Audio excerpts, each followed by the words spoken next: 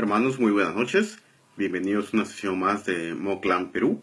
En esta noche estaremos viendo la sesión número 3 de su material del curso del libro de Efesios que estamos viendo. Y estamos viendo la unidad número 3. En la unidad 3 estaremos viendo el tópico los cristianos en la iglesia. Y lo que estaremos viendo en esta unidad, bueno, el resumen de esta unidad, estaremos viendo básicamente el capítulo 2 del libro de Efesios y algunas verdades teológicas del mismo. El resumen del material se encuentra en la página 23 de su libro. Dice: lo que Dios ha hecho en mi vida. Primera parte: muertos en delitos y pecados, vivos en Cristo, hechura divina. En la segunda parte: de dos hombres, un solo y nuevo hombre, el pasado y presente de los gentiles, haciendo la paz, y un templo santo. Y antes de comenzar, hermanos, quisiera leer el pasaje de Efesios capítulo 2. Y si ustedes tienen sus Biblias, por favor, les acompaño que sigan la lectura conmigo en Efesios capítulo 2. Estoy leyendo de la versión Nueva Biblia Latinoamericana de hoy. Dice la palabra del Señor: y Él os dio vida a ustedes, que estaban muertos a causa de sus delitos y pecados, en los cuales anduvieron en otro tiempo, según la corriente de este mundo, conforme al príncipe de la potestad del aire, el espíritu que ahora opera en los hijos de desobediencia. Entre ellos también todos nosotros en otro tiempo vivíamos en las pasiones de nuestra carne, satisfaciendo los deseos de la carne y de la mente, los pensamientos, y éramos por naturaleza hijos de ira, lo mismo que los demás. Pero Dios, que es rico en misericordia, por causa del gran amor con que nos amó, aun cuando estábamos muertos a causa de nuestros delitos, nos dio vida juntamente con Cristo. Por gracia ustedes han sido salvados. Verso 6. Y con Él nos resucitó, y con Él nos sentó en los lugares celestiales en Cristo Jesús, a fin de poder mostrar en los siglos venideros las sobreabundantes riquezas de su gracia por su bondad para con nosotros en Cristo Jesús. Porque por gracia ustedes han sido salvados por medio de la fe. Y esto no procede de ustedes, sino que es don de Dios, no por obras, para que nadie se gloríe. Porque somos hechura suya, creados en Cristo Jesús, para hacer buenas obras, las cuales Dios preparó de antemano para que anduviésemos en ellas. Verso 11. Por tanto, recuerden que en otro tiempo ustedes, los gentiles en la carne, que son llamados incircuncisión por la llamada circuncisión hecha en la carne por manos humanas. Recuerden que en ese tiempo ustedes estaban separados de Cristo, excluidos de la ciudadanía de Israel, extraños a los pactos de la promesa, sin tener esperanza y sin Dios en el mundo. Pero ahora en Cristo Jesús, ustedes que en otro tiempo estaban lejos, han sido acercados por la sangre de Cristo. Porque Él mismo es nuestra paz, y de ambos pueblos hizo uno, derribando la pared intermedia de separación, poniendo fin a la enemistad en su carne, la ley de los mandamientos expresados en ordenanzas, para crear en Él mismo de los dos un nuevo hombre, estableciendo así la paz. Y para reconciliar con Dios a los dos en un cuerpo por medio de la cruz, habiendo dado muerte en ella a la enemistad. Verso 17. Y vino y anunció paz a ustedes que estaban lejos y a los que estaban cerca. Porque por medio de Cristo los unos y los otros tenemos nuestra entrada al Padre en un mismo espíritu. Así pues, ustedes ya no son extraños ni extranjeros, sino que son conciudadanos de los santos y son de la familia de Dios. Están edificados sobre el fundamento de los apóstoles y profetas, siendo Cristo Jesús mismo la piedra angular, en quien todo el edificio bien ajustado va creciendo para ser un templo santo en el Señor. En Cristo también ustedes son juntamente edificados para morada de Dios en el Espíritu. Es la palabra del Señor. Amén. Antes de comenzar, hermanos, yo sé que quisiera mencionar un pequeño anuncio. Una disculpa sobre la tardanza en someterles la tarea la semana pasada. Ahora ya estoy en Lima, Perú, como pueden ver. Llegué hace unos 3-4 días a Lima, después de 22 horas de viaje desde Londres, y ya estoy de regreso en casa. Entre otras cosas, lo que más extrañé fue mi biblioteca, que está por ahí. Este es mi cuarto. Está rodeado de biblioteca. Tengo cerca de 1200 libros en mi biblioteca personal aquí en mi cuarto, y era una de las cosas que más extrañaba al estar en Londres. Bueno, y también mi familia, por supuesto.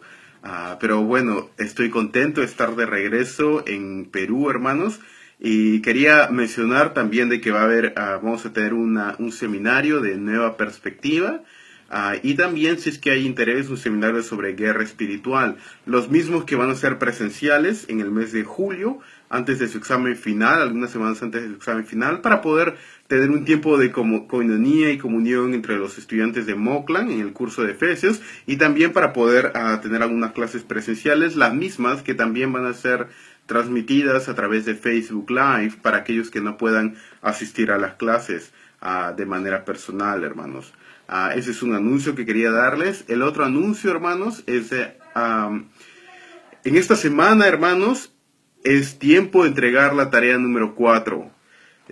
Creo que se especificó claramente al momento de iniciar los estudios que ustedes tienen que presentar 8 tareas.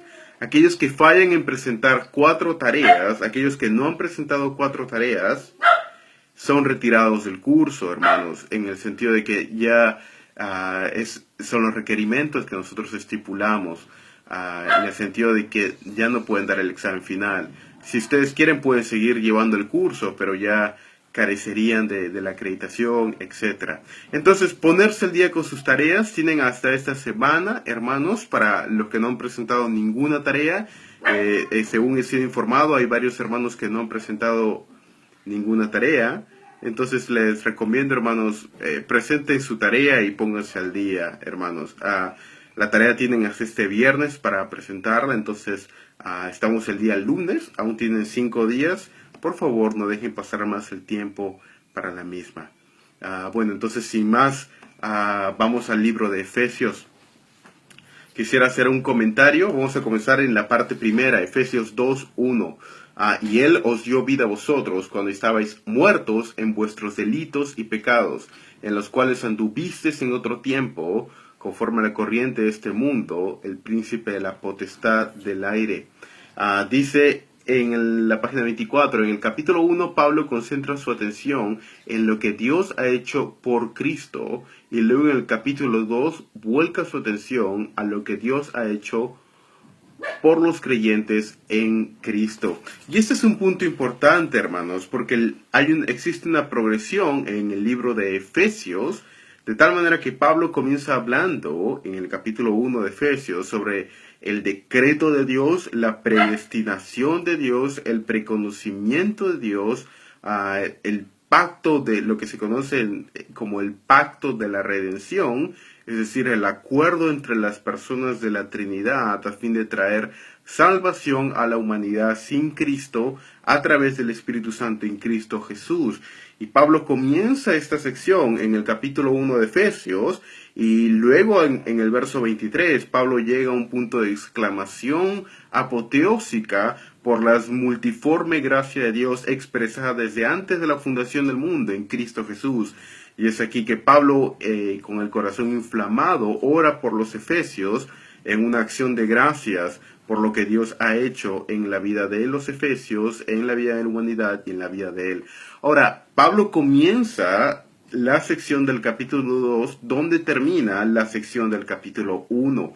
Y en la sección del capítulo 2 que estamos iniciando en versículo 1, y él, Dios, dio vida a vosotros cuando estabais muertos en vuestros delitos y pecados, en los cuales anduvisteis en otro tiempo. Comienza la sección del capítulo 2 en la ejecución en tiempo de aquel pacto de la redención que había sido hecho antes de la fundación del mundo. Por decirlo así, el capítulo 1 de Efesios narra el plan de Dios antes de que el mundo fuera hecho, y en el capítulo 2 de Efesios, Pablo comienza a hablar cómo ese plan organizado y predestinado antes de la fundación del mundo tiene su ejecución en la actualidad.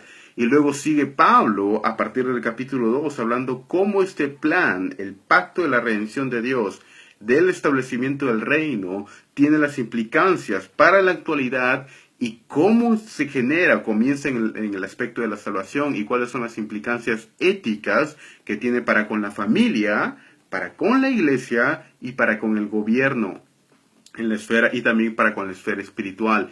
Y a partir de aquí hacia adelante es que Pablo comienza a desarrollar, especialmente el capítulo 3 en adelante, las implicancias éticas de la ejecución de este pacto de la redención, como se menciona en el capítulo 1 de Efesios 1:3. Bendito sea el Dios y Padre de nuestro Señor Jesucristo, que nos bendijo con toda bendición espiritual en los lugares celestiales en Cristo. Verso 4, según nos escogió en Él antes de la fundación del mundo, para que fuésemos santos y sin mancha delante de Él, en amor, habiéndoos predestinado para ser adoptados hijos suyos por medio de Jesucristo, según el puro afecto de su voluntad, para alabanza de la gloria de su gracia, con la cual nos hizo aceptos en el amado, en quien también tenemos redención por su sangre, el perdón de pecados, según las riquezas de su gracia, que hizo sobreabundar para con nosotros en toda sabiduría e inteligencia en Cristo Jesús, dándonos a conocer el misterio de su voluntad, el cual se había propuesto en sí mismo de reunir todas las cosas en Cristo, así las que están en los cielos como las que están en la tierra. Hermanos, espero que sigan memorizando el libro de Efesios, hermanos. Ya estoy por terminar la memorización del capítulo 2 de Efesios y espero seguir con la memorización para en el momento del examen final poder retarles y dar el libro de Efesios completamente de memoria. Es bueno que lo tengan aquí al momento que ustedes predican una serie expositiva del libro o al momento que estudian, hermanos. Yo les animo, ya que están estudiando ahora el libro de Efesios, predíquenlo en sus congregaciones, hermanos. Predíquenlo domingo por la mañana, comiencen una serie expositiva sobre el libro de Efesios, comiencen un estudio pequeño en sus iglesias, de tal manera que ustedes puedan aplicar el conocimiento que están aprendiendo a través de los cursos de Moclan en sus iglesias y no tengan que repetir, por decirlo así, un doble estudio, hermanos. Seguimos con los versos 1 al 3. Pablo menciona en la sección 1 a 3 que los seres humanos estaban muertos en delitos y pecados. La palabra muertos no es la que normalmente se utilizaríamos para describir a otros seres humanos, como por ejemplo aquellas personas con las que trabajamos o la que se sienta a nuestro lado en el bus o en el 3. Sin embargo, muertos es la palabra que Pablo usa para describir el estadio en el que se encontraban los creyentes en Éfeso. Pablo menciona que todos nosotros estábamos muertos en delitos y pecados. Ahora, ¿qué es lo que se refiere Pablo cuando menciona que nosotros estábamos muertos en delitos y pecados? Y esto es importante entender, hermanos, el concepto de muerte espiritual. Antes de explicar el concepto de muerte espiritual y lo que significa, quisiera explicar qué es lo que no significa, qué es lo que Pablo no está diciendo en Efesios 2, 1 al 3. ¿Qué es lo que Pablo no está diciendo en Efesios 2, 1 al 3? Pablo no está diciendo que hay una parte dentro de nosotros llamada espíritu que está muerta o que no existe y que en el momento en el que somos regenerados por el Espíritu Santo aviva esta substancia dentro de nosotros llamada espíritu, esta substancia inmaterial, y que esta substancia inmaterial estaba muerta y ahora tiene vida. Eso es lo que Pablo no está diciendo aquí. No quiere decir Pablo que nosotros tenemos tres partes. A veces hay esta noción de que el ser humano tiene cuerpo físico, la parte del alma y la parte del espíritu. Esto es lo que se conoce como la postura tricótoma o la tricotomía, y que es el espíritu, esta parte que se comunica con Dios, la que no tiene vida, y al llegar el Espíritu Santo avive esta substancia para que esta substancia llamada espíritu ahora tiene contacto con Dios. Esta noción no es lo que Pablo menciona aquí. Yo creo que es más una importación filosófica del platonismo que realmente lo que Pablo menciona en sus epístolas. ¿Qué es lo que Pablo menciona cuando Pablo habla de muerte espiritual? El concepto de muerte espiritual primariamente tiene que ver con separación. y vida con unión. Y esto tiene que ver con la creación. Cuando hablamos de vida, Dios es la fuente de toda vida. Dios en sí mismo es vida y existencia. Este es el atributo principal de Dios, la aciedad de Dios o la autoexistencia de Dios. Dios en sí mismo tiene vida. Él es la vida. Menciona Juan, Él es acerca de Cristo Jesús. En Él estaba la vida, Él es la vida, Cristo Jesús, Dios mismo es la fuente de vida. Toda vida que existe es derivada de la vida de Dios. Ahora, la muerte en sí misma es lo opuesto a la vida en el sentido que es una separación. Una separación cuando hablamos de una muerte, cuando una persona se pelea con otra persona, está como muerta para con esta persona, es una rotura en la relación. Una muerte para con Dios significa una rotura en la relación espiritual que gozábamos con Dios, y como consecuencia de esta ruptura, el hombre no solamente no tiene una relación con Dios, sino no quiere tener una relación con Dios. Está completamente alejado de Dios, alejado de los pactos de Dios, alejado de cualquier tipo de noción de salvación en sí mismo, a no ser por la pura gracia de Dios ejerciendo salvación para con su persona. Muerte espiritual tiene que ver primariamente con la voluntad del hombre de no querer acercarse a Dios porque no quiere acercarse a Dios. Muerte espiritual tiene que ver primariamente con una rotura en la relación de Dios producto de la caída, en lugar de una noción como si una parte de nosotros, metafísica, estuviera muerta. Espero que se entienda el significado de muerte primariamente, y quisiera mencionar tres cosas que Pablo menciona en Efesios 2, 1 al 3, que yo creo que es importante. Pablo menciona en el versículo 2, en los cuales anduvisteis en otro tiempo, siguiendo la corriente de este mundo. Habla muerte espiritual en el sentido de que seguíamos la corriente del mundo, conforme al príncipe de la potestad del aire, es decir, el espíritu que ahora opera en los hijos de desobediencia, es decir, el mundo. En segundo lugar, Pablo menciona acerca de Satanás, el diablo, y en tercer lugar, en el verso 3, entre los cuales también todos nosotros vivíamos en otro tiempo, siguiendo las pasiones de nuestra carne, es decir, satisfaciendo los deseos de la carne y de la mente los pensamientos, y éramos por naturaleza hijos de ira, lo mismo que los demás. Pablo menciona aquí el tercer elemento, que es nuestra carne. Y la muerte espiritual se menciona en estos tres aspectos. Seguimos la corriente de este mundo, sujetos a Satanás y esclavizados a nuestro propio deseo o concupiscencia carnal. Estos tres aspectos, el mundo, la carne y el diablo, son los que se menciona en Efesios capítulo 2, y hay también reminiscencias del mismo, por ejemplo, en el libro de Santiago, o Primera de Juan, o incluso el libro de Romanos, hermanos. Ahora, ¿por qué es importante entender estos elementos que Pablo menciona en los versos 2, 3? Porque es el trasfondo a través del cual entendemos, en primer lugar, es el trasfondo a través del cual entendemos la misericordia de Dios. Mientras mayor sea nuestro entendimiento de la completa inhabilidad y muerte espiritual, mayor va a ser el aprecio que tengamos de la gracia de Dios. Una gracia barata viene como consecuencia de un mal entendimiento de quién es Dios y quién somos nosotros. Al tener un Dios empequeñecido y un hombre grande, esto producirá un malbaratamiento de la gracia divina. En primer lugar, nos ayuda a entender la gracia de Dios. Y en segundo lugar, tiene aplicaciones fundamentales para el aspecto de santificación, hermanos. Uno de los puntos más importantes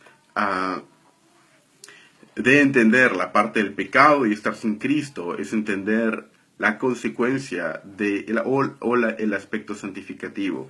Y esto es importante, hermanos, porque quisiera mencionar tres errores que pueden tener como consecuencia de no entender este aspecto de estar muertos en nuestras concupiscencias, la carne, esclavos de Satanás y al mismo tiempo siguiendo la corriente de este mundo.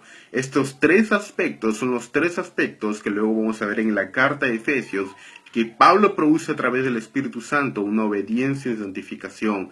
Y a menos que entendamos estos tres aspectos y enfatizamos estos tres aspectos, no vamos a poder tener una buena noción del aspecto santificador del Espíritu Santo. Deje ponerles un ejemplo.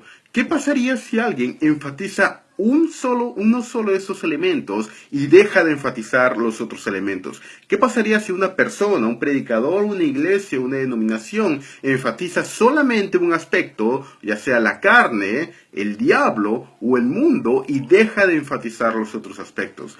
Déjenme poner un ejemplo. Por ejemplo, ¿qué pasaría si una persona solamente enfatiza el aspecto de el diablo? Y dice, todo lo que vemos en la actualidad y lo que ocurre en la actualidad en nuestros corazones y en el universo y en el mundo es la culpa del diablo. El diablo me hizo hacerlo. Yo no tengo la responsabilidad. Entonces esta persona se va a embarcar en un tipo de guerra espiritual. Y cualquier cosa que vea se la va a atribuir al diablo, pero esta persona va a tener poco énfasis en el aspecto santificador, en el aspecto de la separación de la carnalidad del mundo y la influencia positiva que debemos hacer para con otras personas, y al mismo tiempo no le dará énfasis a la maldad que aún está dentro de nuestro corazón. Un énfasis en el diablo y guerra espiritual por sobre expensas de otros elementos. Y este es un error. Esta persona no puede realmente liberarse de los pecados y ocurre una detracción en la santificación. No puede realmente alcanzar el potencial que Dios quiere en la santificación porque está enfatizando la guerra contra solamente un aspecto. Ahora, ¿qué ocurriría, por ejemplo, si es que una persona solamente enfatiza la parte de mi pecado interno? Y esto es a veces más común en iglesias que son, la primera, el aspecto de guerra espiritual, es a veces enfatizada más en iglesias carismáticas o en iglesias pentecostales. Personalmente yo crecí en un entorno bautista estricto y casi nunca el énfasis del aspecto demoníaco se enfatizaba. De hecho, el pastor decía lo opuesto. Casi nunca hablaba del aspecto de guerra espiritual o el aspecto demoníaco. Y yo creo en parte que lo hacía como una reacción a los hermanos carismáticos. Parecía que el pecado era culpa de cualquier cosa, menos del diablo. Y esto no es cierto. Hay un aspecto de guerra espiritual. Pero ¿qué pasa, por ejemplo, si una persona solamente enfatiza el aspecto interno? Es solamente tu pecado, es solamente tu culpa. Y es cierto, el pecado es solamente mi culpa, pero si yo no tomo en cuenta el mundo, es decir, el entorno en el que yo vivo, y yo no tengo en cuenta que también hay un aspecto del diablo y los demonios tentándome a pecar, entonces va a haber un sobreénfasis en la culpa que esta persona se ejerce a sí misma. Y una persona que no es motivada por la gracia de Dios a obedecer el Evangelio, es motivada o por orgullo que produce el legalismo o por miedo. Una persona que no es motivada por el Evangelio es motivada por orgullo o por miedo. Entonces, hermanos, en algunas iglesias se sobreenfatiza, por ejemplo, una persona que vive en un entorno donde todos son alcohólicos y se convierte al Señor, y esta persona lucha con alcoholismo. No solamente debe tratar de luchar con el pecado de alcoholismo dentro de su propio corazón, sino también debe ser consciente que el ambiente en el que está le influencia para pecar. Y debe cambiar de ese ambiente, porque ese ambiente le va necesariamente llevar a pecar. Y esto es lo que Pablo menciona acerca del mundo. Hay una separación que debe haber dentro de la parte del mundo. Y entonces, hermanos, el diablo, el mundo y la pecaminosidad interna, mis propios deseos, estos tres elementos son los tres que debemos tener en cuenta al momento de luchar o tener una estrategia en cuanto a la santificación. Y debemos ser cuidadosos de no enfatizar una por sobre la otra, sino también debemos tener en cuenta que las tres están presentes, hermanos. A veces en iglesias, en algunas iglesias, a veces bautistas, se enfatiza un aspecto sobre el otro. Yo creo que esto es errado. Debemos tener en cuenta que Pablo mismo no tenía miedo de hablar de la influencia demoníaca o decir Satanás me estorbó, como a veces nosotros a veces en algunas iglesias tienen miedo, parece hablar de este aspecto o sobreenfatizan el aspecto, hermanos. Y este era un punto para mencionar. Luego Pablo menciona también en el verso 3, y éramos hijos de ira, lo mismo que los demás. Pablo menciona que nosotros éramos hijos de ira, lo mismo que los demás. Y ese es un punto importante en cuanto a la ira y el amor de Dios.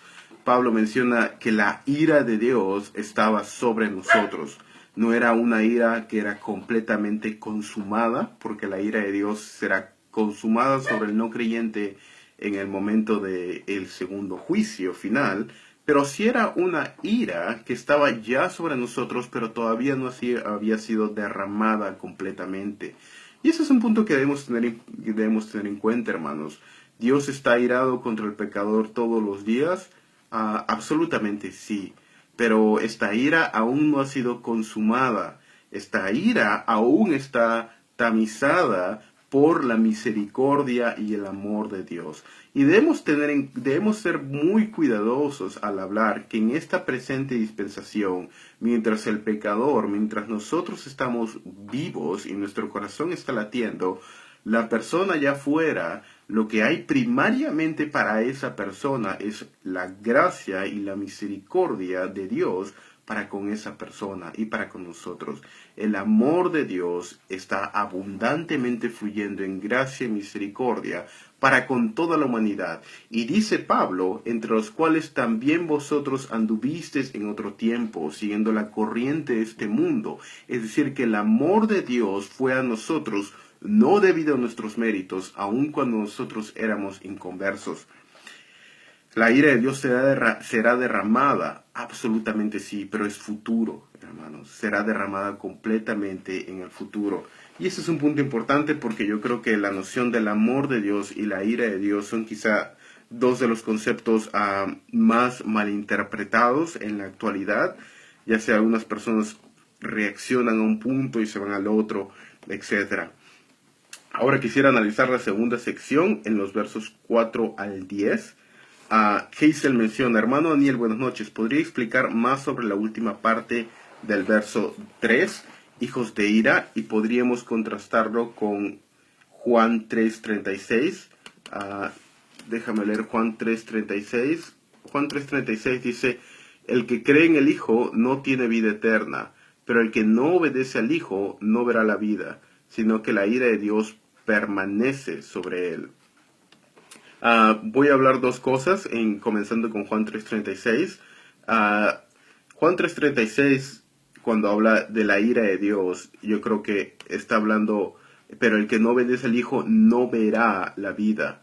El que cree al Hijo tiene vida eterna en la actualidad, pero el que no obedece al Hijo no verá la vida, sino que la ira de Dios permanece sobre él, o está sobre él. Esta ira de Dios ya está sobre el no creyente, pero esta ira de Dios todavía no ha sido derramada sobre el no creyente. Y debemos tener en cuenta, porque si Dios derramara su ira sobre toda la humanidad, entonces ni siquiera nosotros seríamos salvos. Es la gracia común la que restringe la ira de Dios, a fin de que su amor y su misericordia den fruto en este tiempo, y la paciencia y la benignidad de Dios produzcan arrepentimiento en las personas y traiga a su pueblo, y también los frutos de la muerte de Cristo, aplicando en la gracia común del Señor.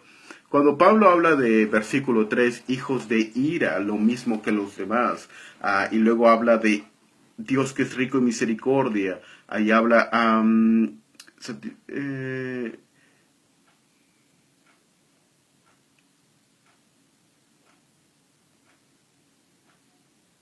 verso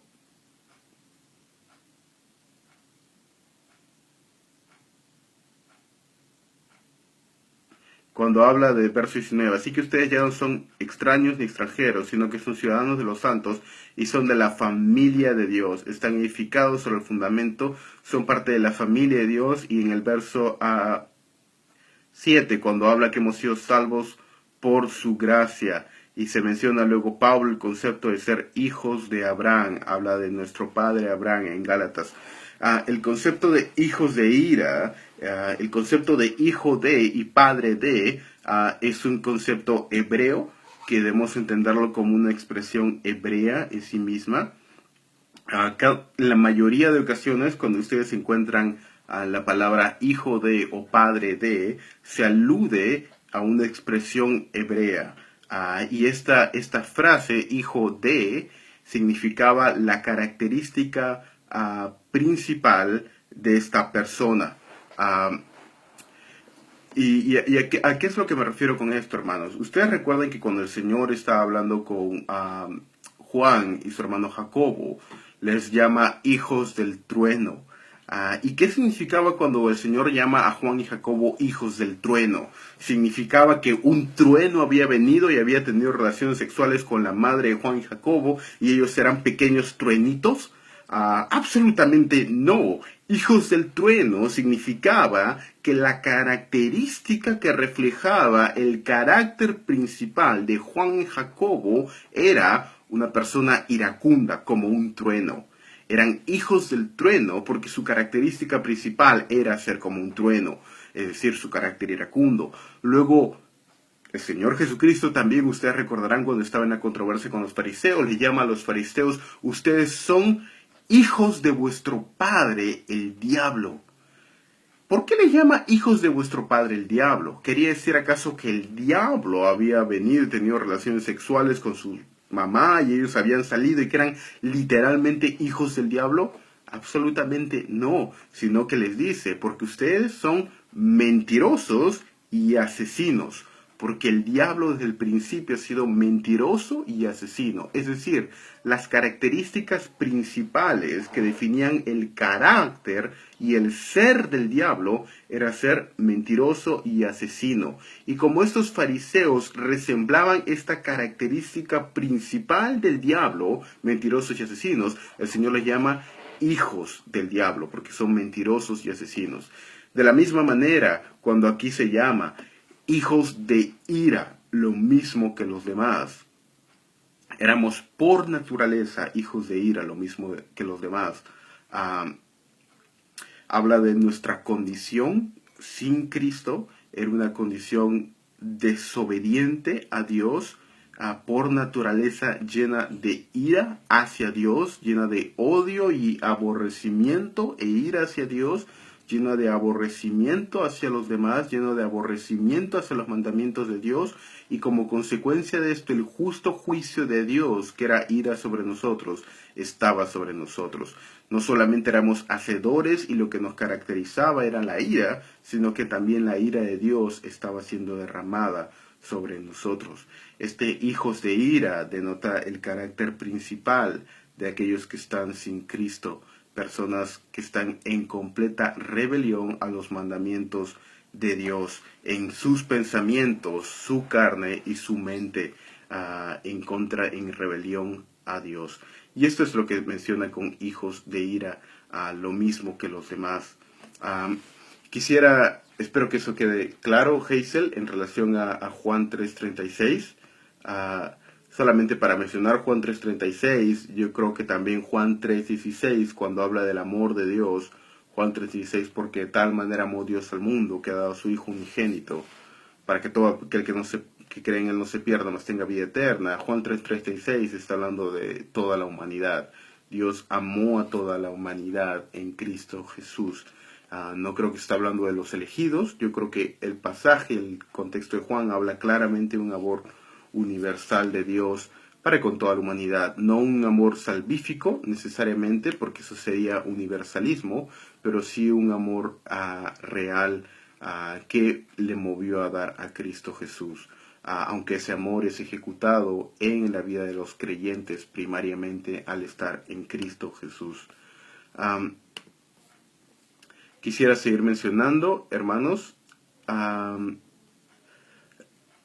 Quisiera ir a la sección de Efesios verso 4, pero Dios, que es rico en misericordia, por causa del gran amor con que nos amó, aun cuando estábamos muertos en nuestros delitos y pecados, nos dio vida juntamente con Cristo, y con Él nos resucitó y nos hizo nos sentar en los lugares celestiales. pero Dios que es rico en misericordia. Esa frase en el verso 4, pero Dios, pero Dios, pero Dios, es el más bello contraste en las Escrituras, la más bella conjunción de la gracia de Dios expresada es esta. En los versos 1 al 3 se describe la terrible condición del hombre sin Cristo, esclavo de sus propios placeres, esclavo de Satanás, esclavo de la corriente, el pensamiento y la filosofía del mundo, completamente esclavizado, sin ningún deseo de querer hacer la voluntad de Dios, hijo de ira, y como consecuencia una justa condenación estaba sobre él, completa tragedia. Y en el verso 4 menciona, pero Dios, a manera de contraste, pero Dios, que es rico, abundante, longánime en misericordia, por causa del gran amor con que nos amó. Y véase esto, hermanos, que la gracia y la misericordia de Dios son una consecuencia de su amor. Si uno menciona que Dios tiene misericordia para con todo el mundo, yo creo que Dios en este momento está ejerciendo misericordia para con todo el mundo. De lo contrario, no les juzgaría. En este momento los aniquilaría. Esa consecuencia, esa misericordia es consecuencia de su amor, aun cuando estamos muertos en nuestros delitos y pecados. Ahora quisiera ver en uno de los versos más importantes de Efesios. El verso, uno de los versos muy conocidos, Efesios 2, 8 y 9. Porque por gracia sois salvos por medio de la fe, y esto no de vosotros, pues es don de Dios, no por obras, para que nadie se gloríe. Quisiera ver un momento el texto griego de Efesios 2, 8. Sí, la palabra que se usa es teigar chariteis, teis en dia pisteus kai tuto en tu seus diafon. Es claramente la palabra pisteis que se usa para en el verso 8 por medio de la fe. Esa palabra también puede ser traducida como fidelidad. Y aquí hay una controversia teológica, hermanos, porque ¿qué es lo que es el don de Dios de Efesios 2:8? ¿Es la fe el don de Dios? ¿Es la salvación el don de Dios? ¿Qué es lo que se refiere el don de Dios?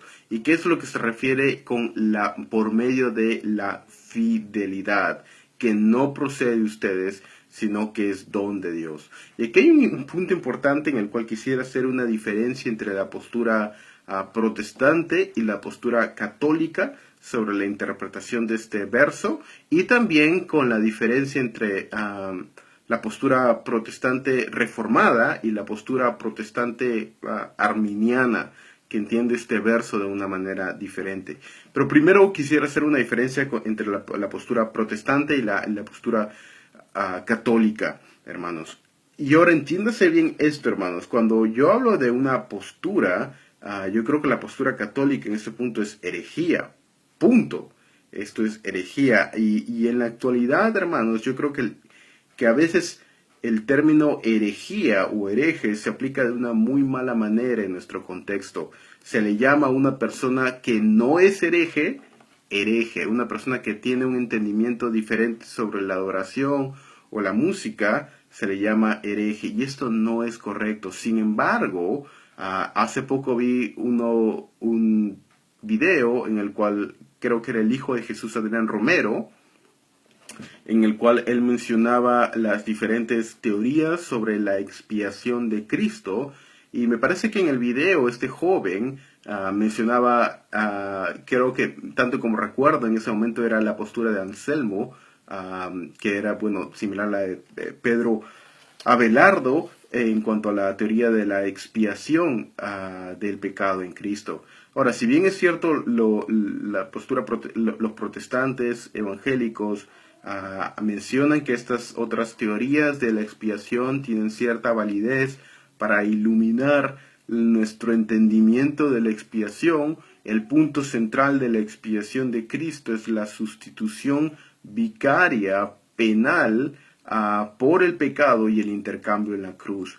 Y este punto es tan central al Evangelio que alguien que mencione que otra postura sobre expiación es igualmente válida destruye todo el esquema de justificación y destruye todo el esquema de salvación. Y esta postura no es dentro del cuerpo protestante. Si alguien sostiene un punto diferente sobre expiación, este punto sí es herejía. Porque el punto de la sustitución penal, vicaria de Cristo Jesús, es lo que está en el centro de la reforma misma, la salvación completamente por la fe, y afecta a un número tan grande de doctrinas en la persona, obra de Cristo Jesús y la naturaleza misma de Dios, que un punto diferente en esta postura afecta completamente todo el esquema de salvación, hermanos. Nadie, ni siquiera Jacobus Arminius, o los arminianos, o John Wesley, o los metodistas hubieran aceptado esto como una postura válida. Y esto menciono porque he visto un post de una persona a través del internet mencionando como una postura válida una expiación basada en la teoría de Anselmo. Y esto es de un hermano, no sé si será hermano, porque yo creo que alguien que tiene esta postura, yo creo que sale fuera de los campos del protestantismo, pero esta persona es muy popular, tiene un blog en el internet que a muchas personas lo siguen, y yo creo que deben tener mucho cuidado, hermanos, con esta persona. Es una persona que es profesora en Australia, y yo creo que algunas de las cosas que menciona en su blog son completamente de sana doctrina y correctas, y algunas cosas salen fuera del campo evangélico, especialmente en la doctrina de la expiación, una negación de la expiación de nuestro Señor Jesucristo, una expiación vicaria por el pecador y una justificación completa, como se entiende, una doble justificación. Una vez que una persona quita el punto de la justificación, yo creo que niega todo el aspecto de la salvación, y este punto es importantísimo. Esto es justamente lo que se luchó en la Reforma. Y bueno, para ir nuevamente a este pasaje, porque por gracia ustedes han sido salvos por medio de la fe, y esto no procede de ustedes, sino que es don de Dios. ¿Cómo lo entendió la Iglesia Católica Romana? Bueno, habla de, porque por gracia, ¿cierto? Ustedes han sido salvos por medio de la fe, y esto no de vosotros, sino que es don de Dios. ¿Qué es el don de Dios? Diría la Iglesia Católica Romana. Bueno, el don de Dios es la fe. Ahora, fe, en Efesios 2:8, no necesariamente significa la fe personal, sino fidelidad. Es decir, una persona es salva a través de la fidelidad que muestra a través de cumplir con los sacramentos y rituales. Dios le va infundiendo gracia a la persona de tal manera que crezca en santificación y al final de su vida pueda ser declarada justa como base de las buenas obras o de la fidelidad que esta persona expresa. Daniel Maxi ¿te refieres a N.T. Wright con la enseñanza de nueva perspectiva? No. Yo no creo que N.T. Wright niegue imputación a justificación en el sentido de imputación vicaria. Yo creo que N.T. Wright redefine justamente el significado de pisteis, especialmente en Romanos y en Gálatas. Yo creo que redefine fe en lugar de nuestra fe en el sentido de fidelidad, porque la palabra griega para fe es pisteis o pistos, y pistos puede referirse a fe o fidelidad, y N.T. Wright tiene un entendimiento disimilar de justificación y lo interpreta bastante a la luz de las buenas obras que nos diferencian dentro del pacto y la comunidad del pacto, pero no me refería a N.T. Wright. N.T. Wright no tomaría la postura ansélmica en cuanto a la expiación. Me refiero a una persona de habla hispana, no quiero mencionar su nombre, una persona que habla español y tiene un blog, y él escribe escritos sobre teología bíblica, y él radica en Australia. y es primaria, es una persona de habla hispana, pero él escribe como si otras posturas de la expiación fueran igualmente válidas, y esto cae fuera del punto de la ortodoxia evangélica. ¿Cómo entiende la teología protestante? Por gracia ustedes han sido salvos por medio de la fe, y esto no es de vosotros, sino que es don de Dios. Bueno, lo que es el don de Dios es toda la salvación. Toda la salvación es el don de Dios, y esta salvación no procede de ustedes, sino que es don de Dios. La fe es el don de Dios, sí, pero juntamente con toda la salvación, que es un regalo de Dios. Por esto la teología protestante puede hablar de justificación a través de imputación de justicia. La diferencia con la Iglesia Católica menciona justificación por infusión de justicia. Y existe una diferencia entre imputación de justicia e infusión de justicia. Y esto tiene que ver con un diferente concepto en cuanto a lo que significa que el hombre estaba muerto en delitos y pecados. Ahora, la doctrina protestante, particularmente de la reformada, y aquí hay una diferencia con la teología arminiana, entiende la fe no como una buena obra, sino la fe como una condición meritoria para la salvación. Es decir, una vez que la persona ejerce fe en Cristo Jesús, esta fe no es en sí misma una buena obra, sino es una condición meritoria a fin de que Dios adjudique la salvación de manera gratuita a la persona. ¿Y a qué me refiero con una condición meritoria? Por ejemplo, supongamos que yo tengo un hijo y le digo a mi hijo, cuando cumplas 18 años te voy a regalar un carro. Y mi hijo le hago esa promesa cuando mi hijo tiene 12 años. Yo no le puedo regalar el auto ahora porque él tiene 12 años y no puede manejar. No puedo regalarle el auto. Él tiene que cumplir una condición previa a fin de que yo le pueda regalar el auto. Pero él no está haciendo nada para ganar ese auto. Él está solamente cumpliendo la condición previa a fin de que yo le pueda regalar el auto. De tal manera que él cuando crece y tiene 18 años, va a mi cuarto y me enseña su NI y dice, papá, ya cumplí 18 años. Ahora, en ese momento yo voy y le digo, hijo mío, ahora sí te puedo regalar el auto. Pero sigue siendo un regalo completamente por gracia. El hecho de que él tenga 18 años es solamente el cumplimiento del prerequisito necesario a fin de que yo le dé el auto. Y ese es el entendimiento en la teología protestante a lo largo de los siglos sobre la relación de fe y gracia y buenas obras. La fe es genuinamente algo que brota del corazón del ser humano como consecuencia de la regeneración que Dios ha obrado en el corazón del hombre. El hombre ve a Jesucristo bello en todo su esplendor, y este ver a Jesucristo bello hace que el hombre se aferre o abrace a Cristo por verlo hermoso, y este aferramiento a Cristo Jesús es fe en Cristo Jesús, y como consecuencia de eso Dios adjudica salvación a la persona por haber cumplido el prerequisito en cuanto a la salvación. Y esto es el entendimiento de sola fe, hermanos. ¿Toda la iglesia evangélica tiene el entendimiento de sola fe? No. Hay personas que yo considero que son hermanos en Cristo Jesús, especialmente aquellos que vienen de un trasfondo diferente, que no tomarían el mismo entendimiento de sola fe, sino tendrían una interpretación diferente de Romanos 8 y 9. Y esto va directamente relacionado con el concepto del hombre. Pero bueno, esta es la parte que quería mencionar en cuanto a Efesios 2, 8 y 9. Y para terminar, quisiera mencionar un poco de la sección de Efesios 2, 11 al 22. Pablo habla aquí de la humanidad unida en Cristo Jesús.